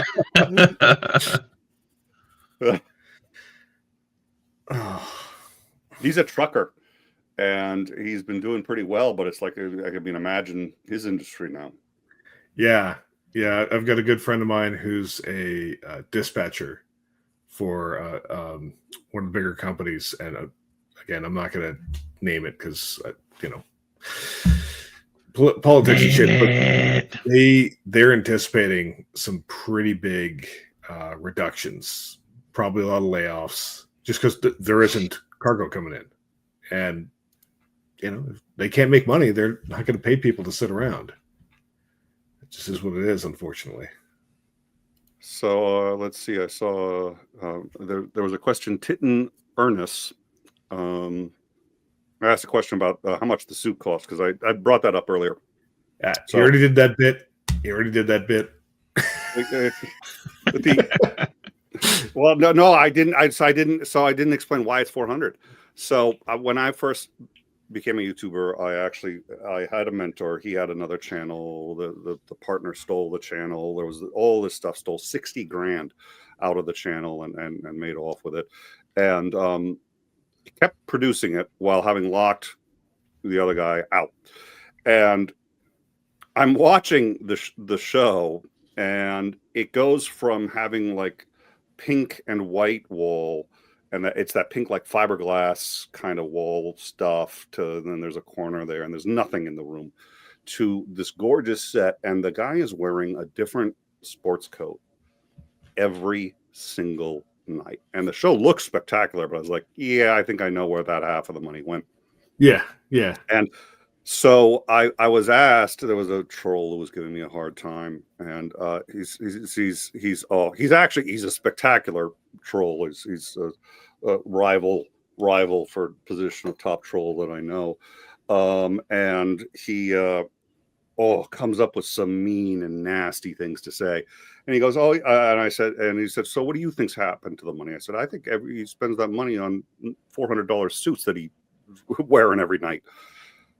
And then he's just like, oh, how do you know the suit's 400? You don't know where he got it from. Did you used to tailor suits? Did you? I was just like, dude, look, he's wearing a good cut. That's he goes, well, I guess we'll just call you Nick $400 suitor.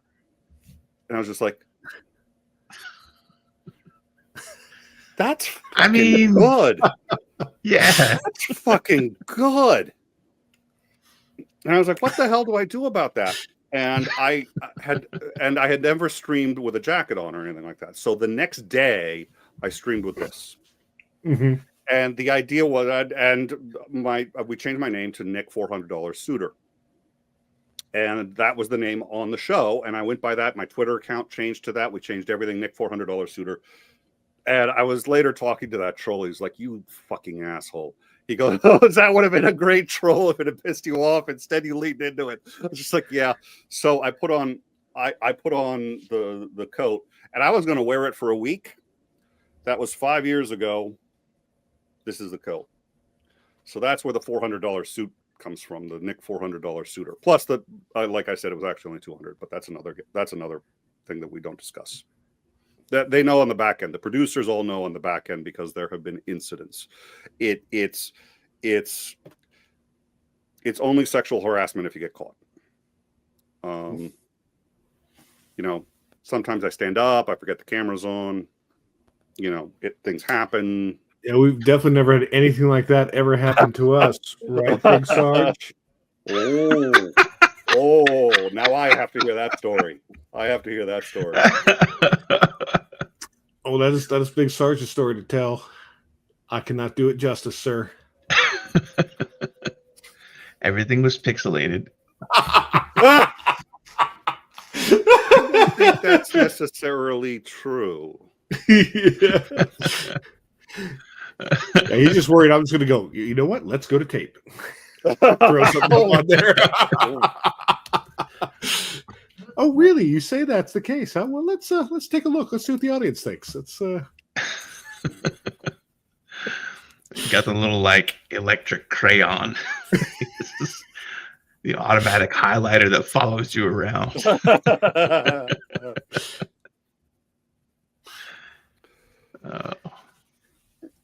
Oh dear. So mishaps. I don't know. That's and I'm going to need to get going in about I'm going to try to leave here 9 Eastern. So that's got a few minutes left. If you guys had anything else you wanted to talk about, but that order last night, and I'm expecting the next one is. At some point he has not. The live chat brought this one up too, which is he has not instituted martial law, but That's what this is for. Yeah. Yet. They had his little decision about, Pam Bondi and Pete Hegseth were supposed to do a report on, the feasibility of implementing the Insurrection Act and how it should be done and whatnot. And then that day went, and everyone's like, "Oh, see, he's not going to do it." It's just like that's They really not what released that the means. report and said there was no reason for it. That one I called wrong. So I said, look, and I still stand by what I said. I said, look, the only reason he asked them is because he already knows the answer. They're yes Right. men. They're going to do what they're told. So he Right. asked them because he wants cover when he does it, that he says. And so I was just like, when they come back, I said, it's happening. And then they came back and said no. And I was just like, okay. Yeah. That caught me off guard. Now, they didn't do that independently. They did not. I'm sorry. They did not do that independently. So Trump said no. Now, was this all just to quell the liberals and whatever? Was this? I don't know. Was he planning on it and changed his mind? I don't know. That no, he doesn't. Caught me off guard. I know his followers love to scream that he's playing 3D chess all the times, but he does not. No, he does not. He does not. He's very reactionary, and he reacts in the moment to things. So this had to have been either by polling numbers they knew were going to come out, they were going to be really bad and was going to really damage the support, and it would look like he's cracking down because of the support numbers, or it was some other element of that. There was something right then immediately. Like he hits the shiny ball in front of him. That's it. Yep. It's like my dog with a tennis ball. That tennis ball comes up. There is nothing else in this universe that matters or exists besides ball. That's a good way. That's a really Yep. And he's had that with the Ukraine. He is gonna bail on that because he's like, oh, this is a complicated situation. Which it actually isn't a complicated situation, but it certainly isn't the situation he thought it was. Well, he thought he was gonna just have them all just agree, like, oh, of course, Mr. Trump, we'll just cede half our country, and we're gonna give you the mineral rights for all time to all of our land. I mean, in his head, that sounded like a great deal. And I love how whenever he comes, and it is, they've said this. So this was leaked, was that all his staff, all the people around him have figured out that if you want your agenda to succeed, you have to be the last one to speak. Yes. So he always goes by whatever's the last one. And you'll notice, you can see him doing that. So when he talks to Putin, his position is and remains for a period that Ukraine has a lot of responsibility in what happened, and they have no cards, and what. Then he talks to Zelensky, and he comes out of that meeting with, "We may have to double the sanctions on Russia," and all, and it's just sort of like, oh my! At the end of things, the only time he sticks to things is when he's personally offended, and then gets mad about it, and then won't do whatever action because he's angry and being obstinate. But as far as like a policy thing, he's a flag in the wind, just going whichever way the last breeze blows. Yeah. It's yep. It's and everyone does. It reminds me of the movie Being There, which if you haven't seen it, it's an interesting piece. It's basically satire. It's this wealthy guy owns a mansion, has all these people, and his gardener is very low intelligence, can barely function. All he can do really is garden. And the man dies, and he doesn't know what to do because he can't really form a life of his own. He can't do anything. And then he ends up getting swept up into these situations that grow increasingly large. And all he does is talk about gardening because that's all he knows. But everyone else sees it as a metaphor for it. And then he becomes this messianic figure. And he's being elevated to where he's now going to be with the president of the United States. And the presidents are just like, okay, I've heard from all these advisors, but I want to hear from you. What do you think I should do? There's a time to cut the branches of the tree, and there's a time to let it go. And he's like, oh, you're right. And that's that's Trump, is or the people who follow Trump. He's just there like, whatever he says, it just doesn't matter. I took a dump off the Eiffel Tower while reading Forbes magazine because I like Tesla and cherries.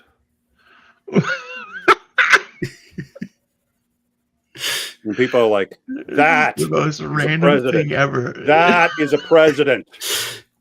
That's unprecedented. Let's get behind this cherry-eating dump. Trump. Well, it's like it immediately calls to mind the infomercial he did on the White House lawn for Tesla, and or Tesla, as he kept mispronouncing it. And he's there like trying to talk about the features, and he's just like, "It has computer." Like, okay, all right, yeah, all right, this is a fucking train wreck. Or like he couldn't figure out how to start a car because he's never had to drive a car before, I guess. Yeah. So he's always had drivers. He's always getting, taken everywhere. He had no idea how to operate it. And Musk is like trying to show him where the button is because it's a push start. So all he has to do is hit the fucking button. And that was beyond his reach. It's even less complicated than a mechanical automobile where you put the key in and turn it and then you wait until the thing turns over. He couldn't get there. Just press a button. It's all computer. I got news for everybody. This man has never bought eggs either, so.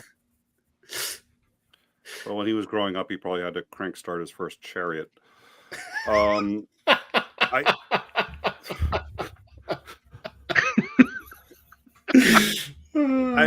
any other context, Trump is actually a tragic figure. His dad really didn't give two shits about him and made sure he knew it. Yeah. And he is emotionally stunted at the age of 12. That's roughly where his emotional intelligence level is. So he thinks in terms of big stick and yada yada yada. But his EQ is at about the age of 12. You take a look at Melania, who by some measures maybe lucked out. I mean, she's got a lot of money and she's but by other metrics, worst life ever. Yeah. Well, I mean, she's got the money to do things if she wants to, and she could leave him, and she probably will. She renegotiated what she did for this term. She was smart. She's not stupid. She renegotiated the terms of their prenups so that she would not divorce him until after he was out of the White House in exchange for a huge payout. So she's that's why she stuck around. But you take a look at, he doesn't have any real friends.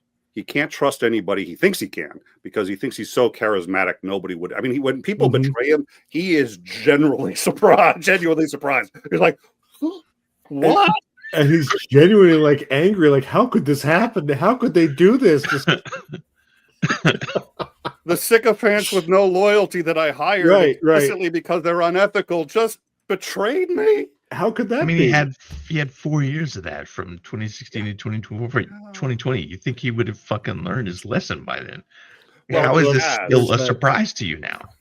There's the picture of his former staff from Trump 1 from day one, and it was they'd penciled out all the ones that had betrayed him, wrote a book or something. There was one person in the entire picture. There's 40-something advisors and staff members. One of them that didn't in some way betray him before the end of his term. and he was also 25th. They actually did have enough of a cabinet to do the 25th Amendment. Mm-hmm. This is something we learned after the fact. This was in Woodward's book, but he was 25th. The cabinet just failed to actually do the meeting. And the reason was because they went to Mike Pence and said, we're about to 25th them and you're about to become president. And he said, I will not support this action. Now, they don't need his support congressionally, but if they're about to make a man president and he basically says, I will not serve, you've got a problem. So they decided not to 25th them. But he found out about that. And so now, if the number one, and loyalty was always an issue, but now it's the only issue. It's like, okay, so you basically, okay, so you took your family to the beach, found a dead whale, you took your Swiss Army knife, sawed the whale's head off. As one does. Put the whale's head onto your car, strapped it down, put your family in, drove from like Great Barrington or wherever they were to and this sounds like the most insane thing ever. And with whale juices flying in the face of your children. We're describing the whale juice. That's what they said. That's what they called it. Apparently fell off too. Yeah, along the highway. Yep, it's like a National Lampoon script that was rejected.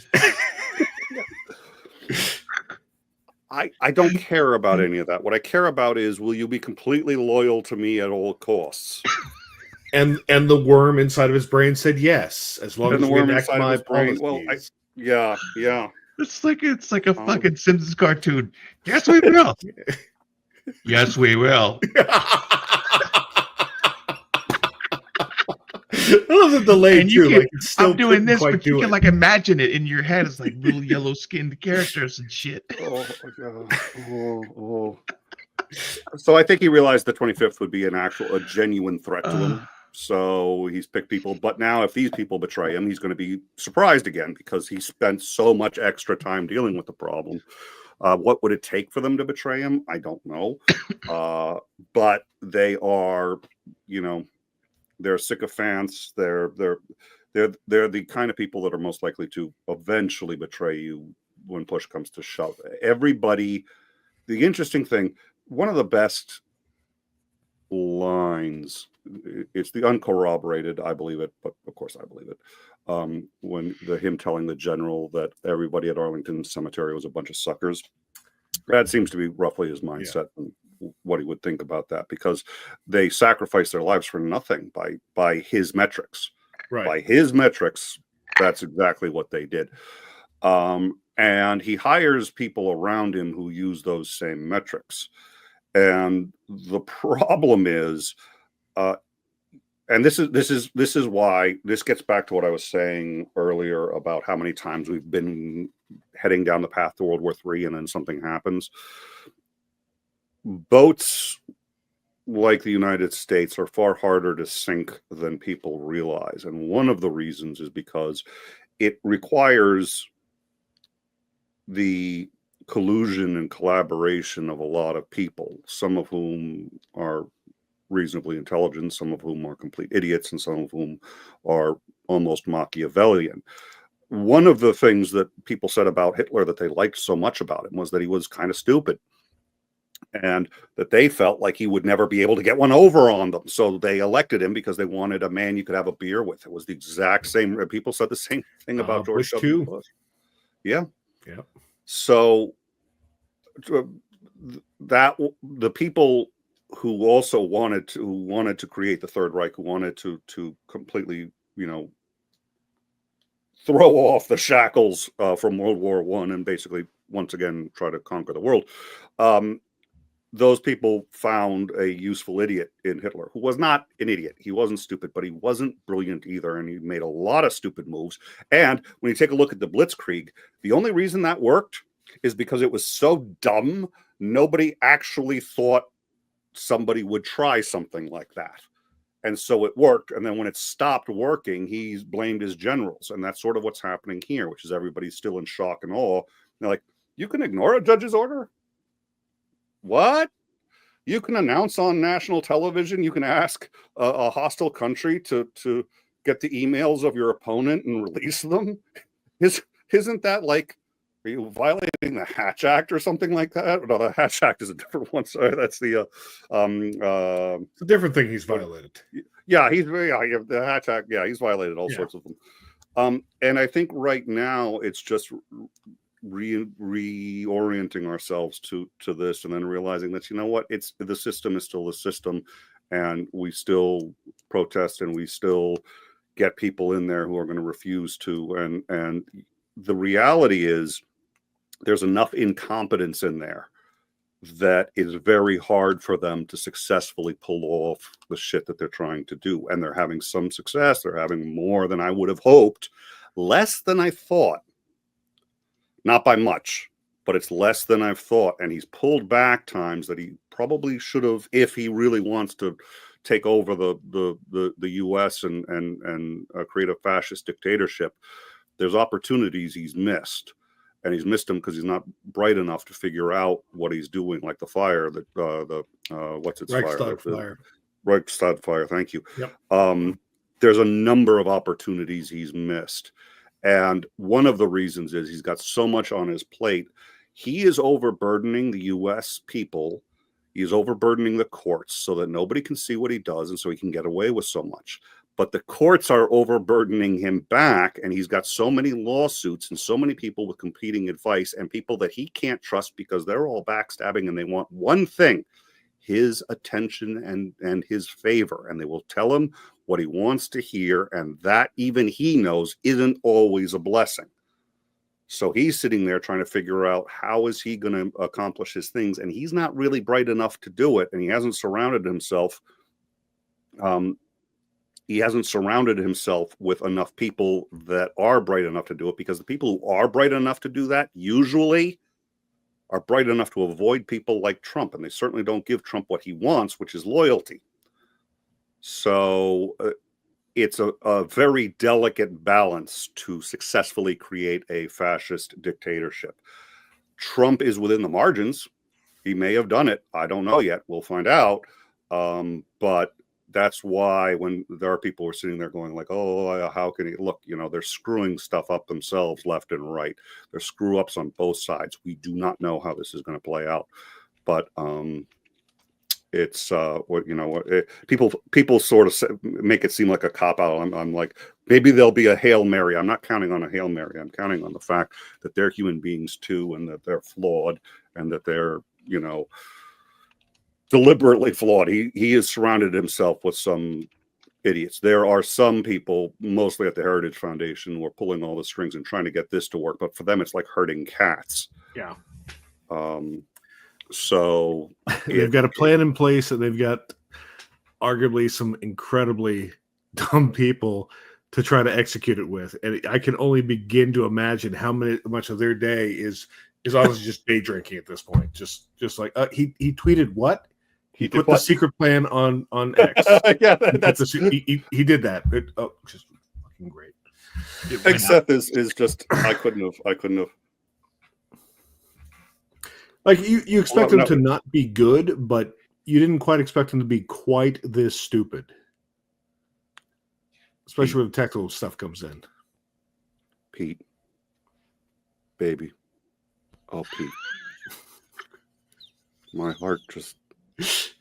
Oh, can you hear that, Pete? Do you feel that? I love you, babe. I love you.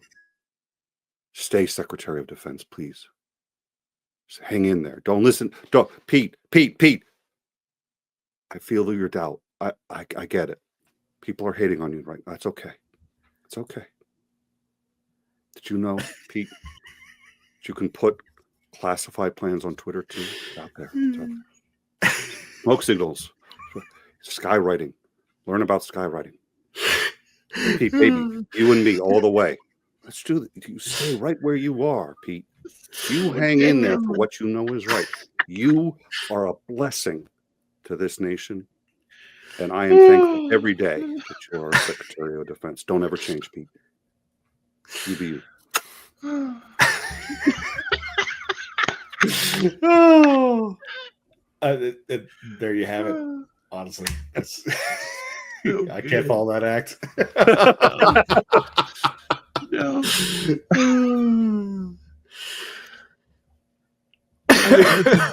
That's a convenient stopping point, because nobody's going to top that. Not even the fan fiction. Yeah, I'm going to need to get going too. So it was a delight to be approached by you guys, and I have a number of friends. Blonde Bombsheller, I think, had mentioned you guys a couple of times too, and of course I'm friends with Terry. I was friends with Greg Terry until the beginning of the show. So all you of a started sudden, drawing dicks on saw- his car. Yeah. well, I just saw it's like on Twitter, on like Instagram, he's unfriending me. I was like, was this because I said you're a mediocre guest? Was this about the 2 squares thing or the 4 squares toilet paper thing? Because I didn't think it was that bad, but apparently. Anyways, it was you guys reached out, and it was I think you're absolutely right that this was a great collab. So I really appreciate having you guys having me on. Thank you very much. Hopefully something we can do again. You can come back anytime. This was my sides are going to be a little more sore than they were earlier today from laughing so hard. This was... Well, I would be delighted, and I will if I may shill. You guys can always find me at youtube.com/InTime Show, or that InTime Show official. And we're a news and educational program. So, and I think laughter is an important part of education. Having fun is an important part of education. But we're about trying to understand what's going on in the world, trying to put it in context, trying to be sober but not be terrified, and then sit there and say, what have we got in front of us, and let's deal with it. And we're an international one. We cover all sorts of things. Boris Johnson was a lot of fun.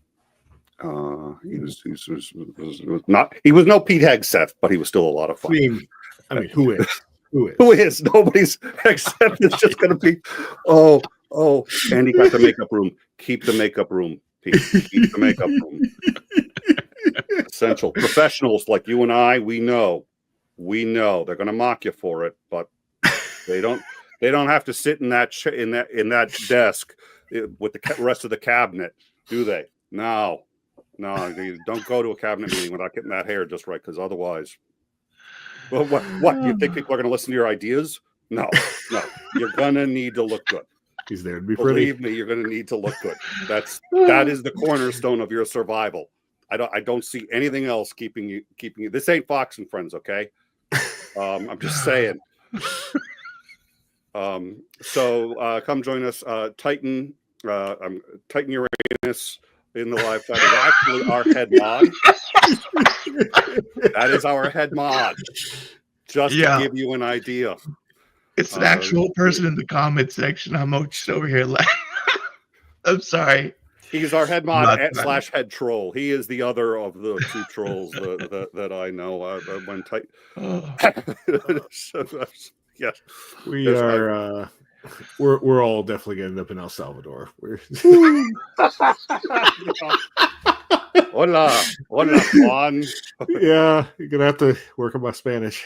¿Dónde está la biblioteca? This guy with the switchblade is the guy with the shiv here doesn't know where the library is. He does seem rather pissed at me though. All right. Eres un bolsa de mierda? ¿Qué? No. That thing asking where the bathroom was actually just made him more upset. I don't know why. Yeah. Is that really what I said? I don't think that's asking him where the bathroom is. I think I said something else. Well, why did I have to ask the head of the criminal gang? Why am I talking to him? Okay, wait, hold on. My friend got me this crib sheet here. Okay, nice to meet you. Chingate. No. Smiling anymore. No. He pulled out a tire iron. Okay. So yeah, come join us at InTime, and we also keep track of, and we keep, we are an independently run news show. So the people who participate help us, and we go through Facebook, we go through social media. We knew of the invasion and we're streaming the invasion, the main invasion from Crimea 7 hours before mainstream media had it. We were ahead of mainstream media much of the time. We had finished our coverage of the Wagner's invasion of Russia before Reuters had picked it up. So we take a lot of pride in our work, and I think if you go look at what we do and how we do it, I think you'll be impressed, and hopefully we'll enjoy it as well. So thank you guys. Thank you. All right. I don't have any follow-ups. This was you can't follow this up. It's like, why even try? So I'm just gonna go ahead and close out with 2 claps and a Rick. Woo!